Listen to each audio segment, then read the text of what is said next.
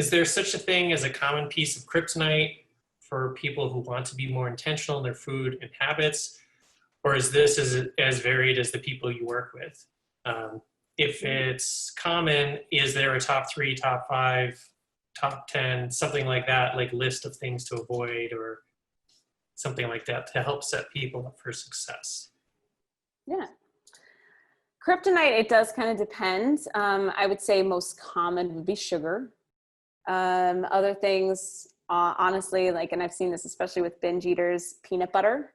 Peanut butter is a huge kryptonite for people. It's really easy to eat really quickly, and it's really calorically dense. It's also, you know, depending on certain, it's maybe more healthier things, sugary cereal, granola, let's see, other, like just ice cream, things like that. What I encourage you though, even though there's a lot of these similarities,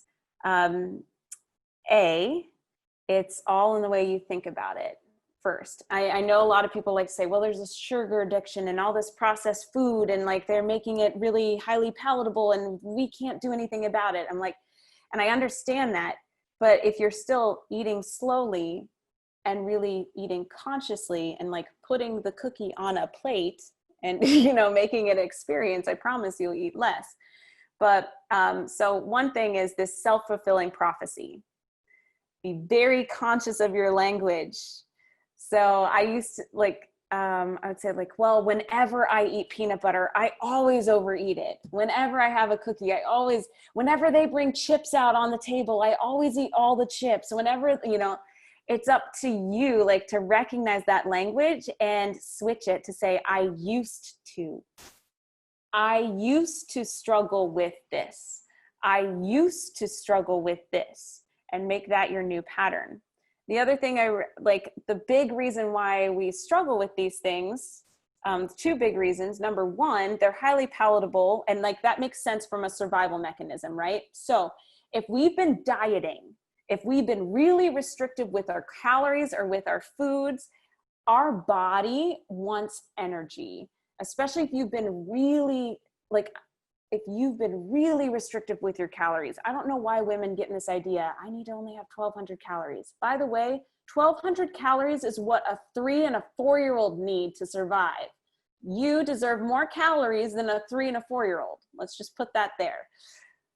So when we over-restrict our calories, we end up overcompensating. Our body ends up feeling the survival mechanism. And so of course, when it wants to survive, it's going to reach for the thing that's going to give it the most energy the fastest, right? And glucose, anything sugary like that, it's going to release energy really, really quickly. So that's partly why we reach for those things.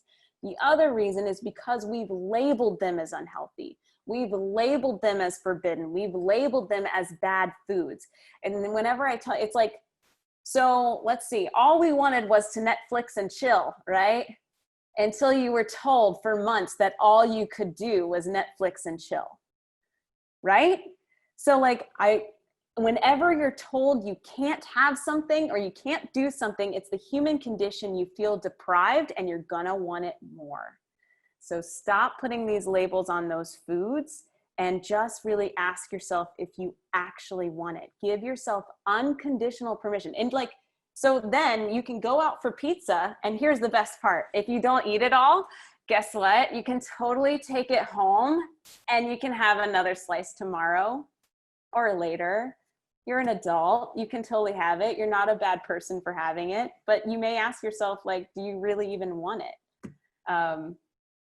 But yeah, that's the whole problem when we get into this FOMO, like, well, I'm eating out, so I might as well eat it all right now because I'm going to go back on my diet tomorrow. Makes no sense. You'll overeat, you'll feel bad, you'll over restrict, and it's that pendulum.